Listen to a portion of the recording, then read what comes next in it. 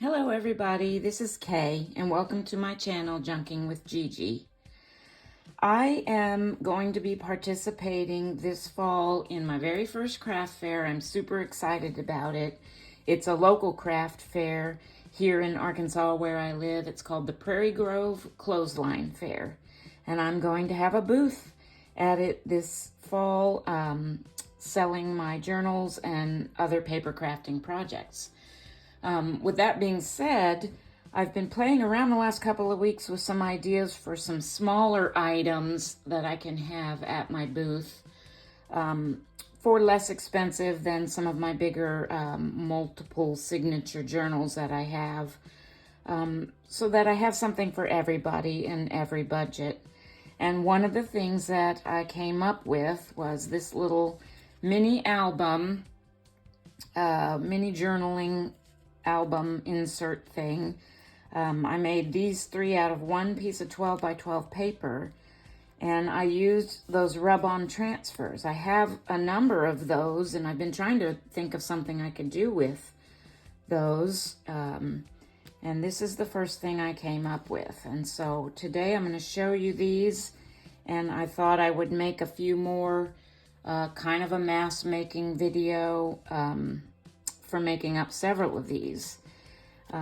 What I've done here is I just took a 12 by 12 piece of paper. I cut it into 3 4-inch strips, and then I folded it over into four sections, so each little section is 3 inches.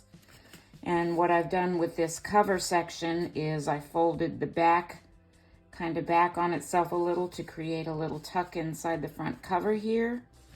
I've made a pocket here for a little journaling card or insert, and then a little pocket on this panel for a tag right there. And then you open this up, and I just put down a couple of scraps of paper for writing spots. I put a little brad on the cover, and then just attach some baker's twine to make like a wrap for the closure, which just tucks in back here. And so I thought this would be a cute little idea that I could make up a lot of in a short period of time to have a smaller item for my craft fair, and also to use up some of those rub-on transfers that I have. I think that the rub-on transfers would show up better on the solid cardstock rather than patterned ones. So I have this stack of neutral cardstock. I picked this up from Walmart, I believe, some time ago, and I don't go to it very often because most of the time for my projects I'm wanting to use patterned papers. And here's some of these rub-ons that I got. I cannot remember exactly where I got them from, either My Creative Studio or Tapeology, one of those two. And they're mostly kind of like lighter yellow and yellowish colors. So I was gonna pick out, I was thinking about this yellow. I think those would show up nicely against there. So I might start with a piece of this yellow cardstock.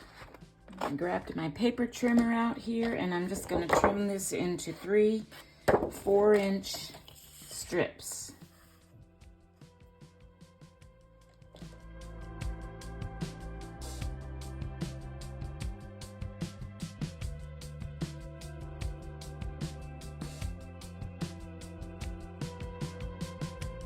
Switched my trimmer out for my scoreboard, and I'm going to score each of these 3 strips at 3 inches, 6 inches, and 9 inches.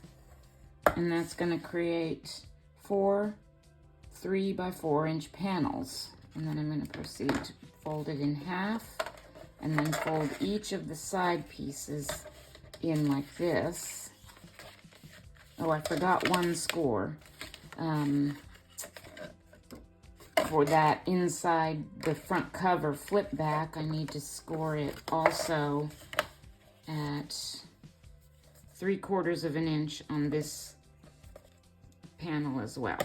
Okay, so you have your half fold, you fold each side in, and then you fold this inside the front cover section back, and that creates that little tuck on the inside of the front cover, like on this one. All right, so I'm going to do that to all 3 of these pieces. I've got those 3 all folded, and my next step in this process is going to be to apply the rub-on transfers. So this is going to be the front. I'm going to put, I think, kind of like I did on my other projects, my black and gold ones, one of the larger images up here with a little something down in the bottom corner as well. So I'm thinking about this flower right here for the top.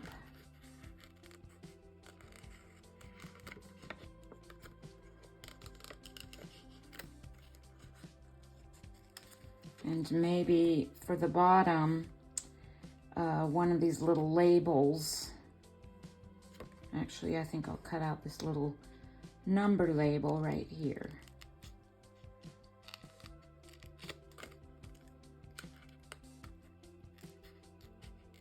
Okay, and then you take the shiny backing off.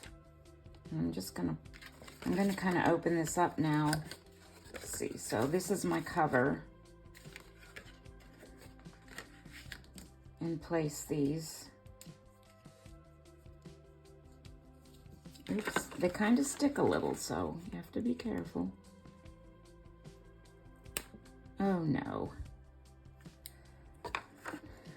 Okay, I kind of messed that first one up already, because once you peel that backing off, it has a little bit of stickiness to it. So wherever you place it on your paper, that's where it needs to stay. There's no repositioning it.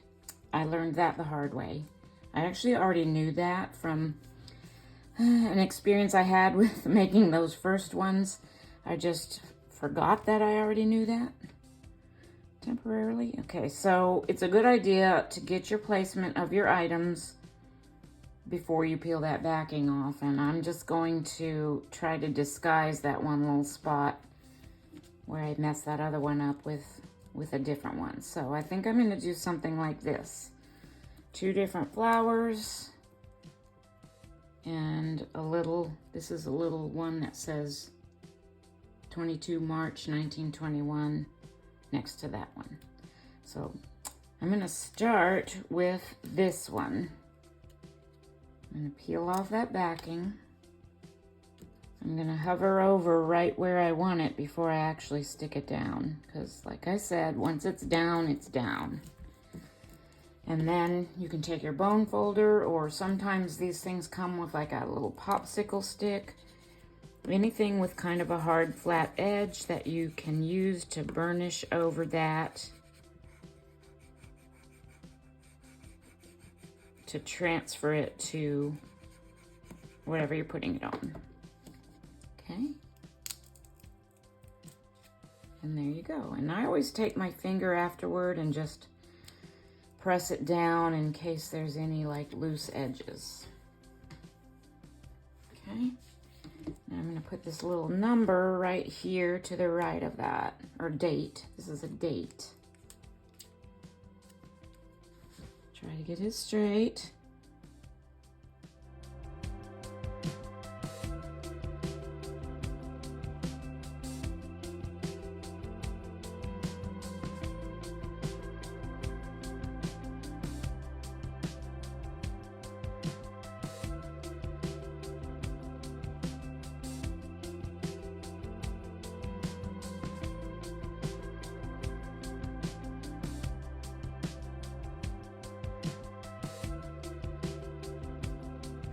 I also want to put one of those transfers on the inside of the front cover, kind of on the top here where that little tuck spot is. So let me see. I think I'll pick out one of these taller, skinnier wildflower images.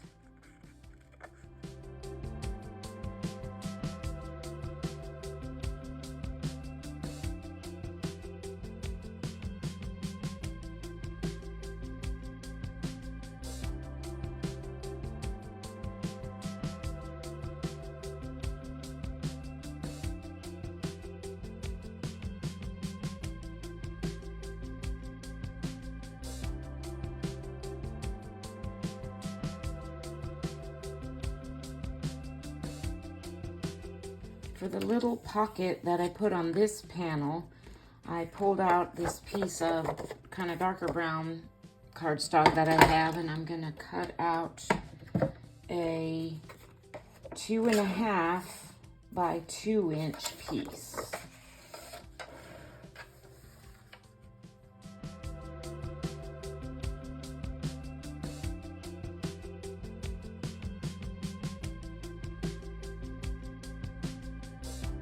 Actually cut out 3 of those since I'm making 3 of the little mini albums here. For my notch, I think I want to use my hexagon punch, but I'm going to just use like the one of the triangle sides just to make, and I'm just going to kind of try to eyeball it kind of in the middle. I don't know if it'll turn out in the middle or not. We'll see. And it didn't, but you know, it's close.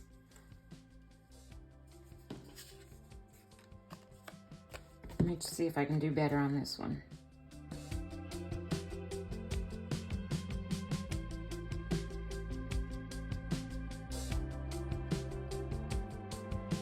Okay, so not perfect, but I'm going to use them anyway because I don't like to waste.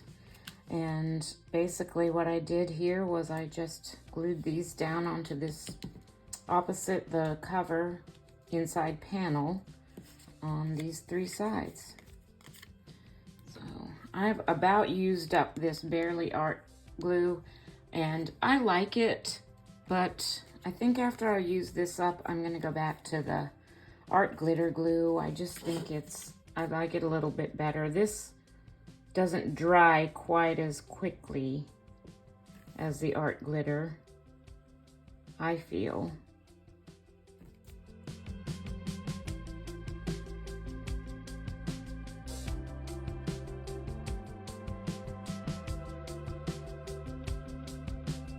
For the 2 inside journaling spots, I'm just going to tear down some of this tea-dyed paper that I have.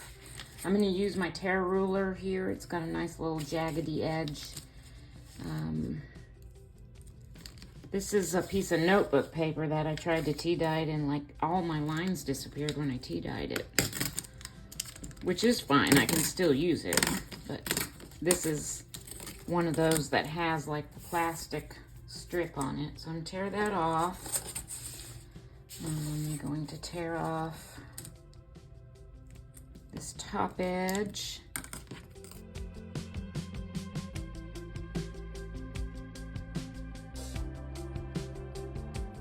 I got those 2 torn down to size, and I'm actually going to take some Distress Oxide. I'm using ground espresso for this project, and distress the edges of these 2 papers a little bit just to help them stand out a little better.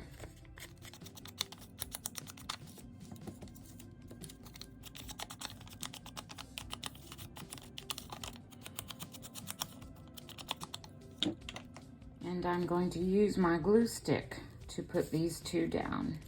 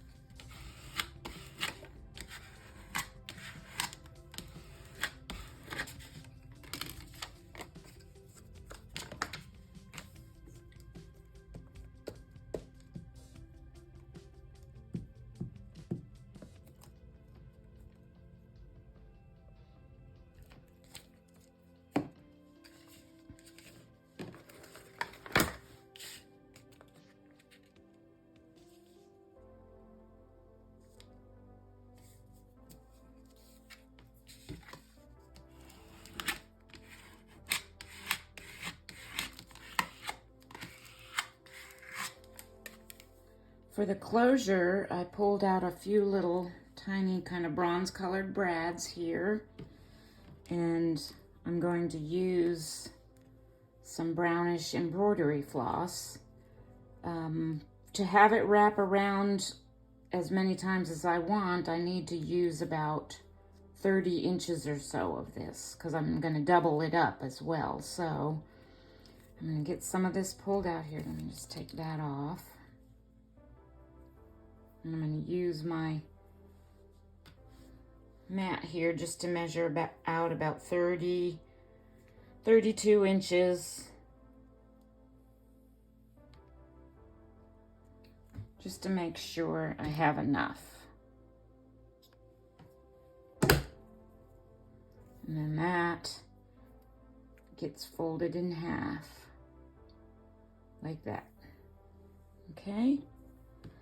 Now, it's important to do this also before you glue down any of your pockets, and I'll show you why in a minute. So, where you're going to make your hole for your closure is right here on the front cover, but you don't want to go through this part. So I'm going to open that up. I'm going to take my little pokey tool, and I kind of eyeball this. You can measure it if you want, but I'm just going to kind of eyeball it to find the middle, top to bottom, and about a 1/4 inch or so away from that crease, and just poke my hole. Okay? And then I'm going to put my brad through that little hole, and on the inside, open it up. Just a little though. I don't want it real tight yet. So, because what I'm going to do now is I'm going to take my embroidery floss and kind of tuck it under there and, oops, came out. Might tie it in a knot first, but don't cinch it up all the way. Maybe that would be easier. Tuck it under there and then cinch up my little knot so that it's tying under the brad like that. And you can do a double knot too if you want.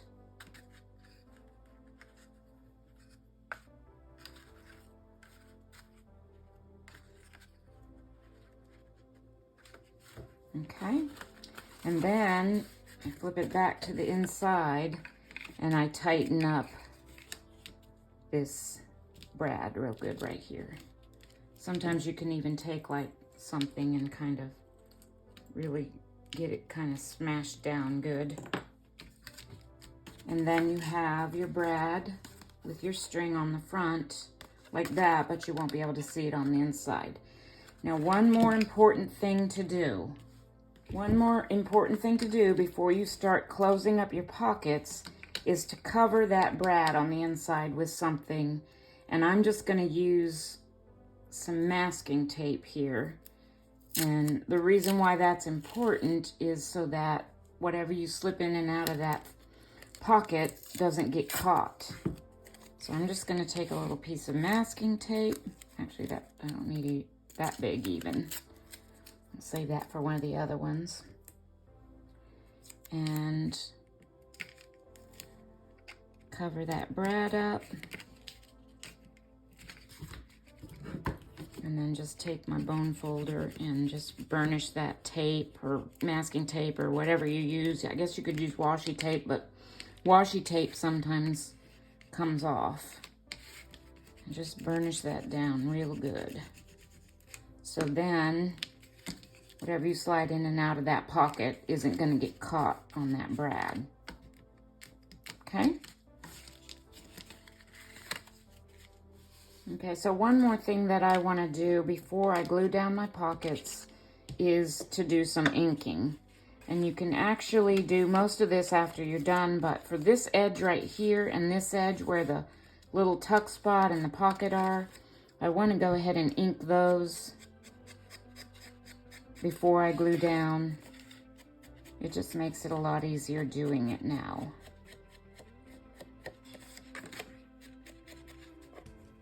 Okay, so I'm going to put glue along this edge, trying to get it as close to the edge as possible so you have as much pocket space as you can.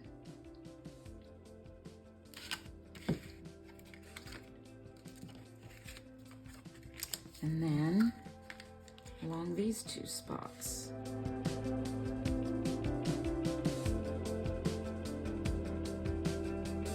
I'm going to put just a couple of clips on these for a few minutes while they get good and dry.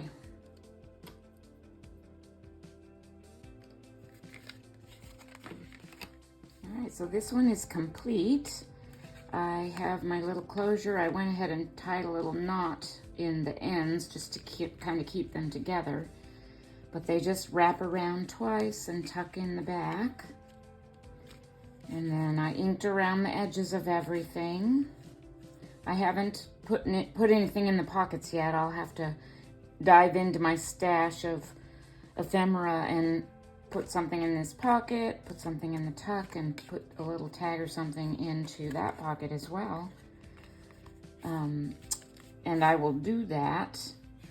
But first, I'm going to go off camera and I'm going to finish decorating the other two.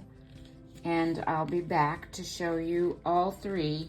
I finished all three of these, and I'll just give you a quick look through of each one.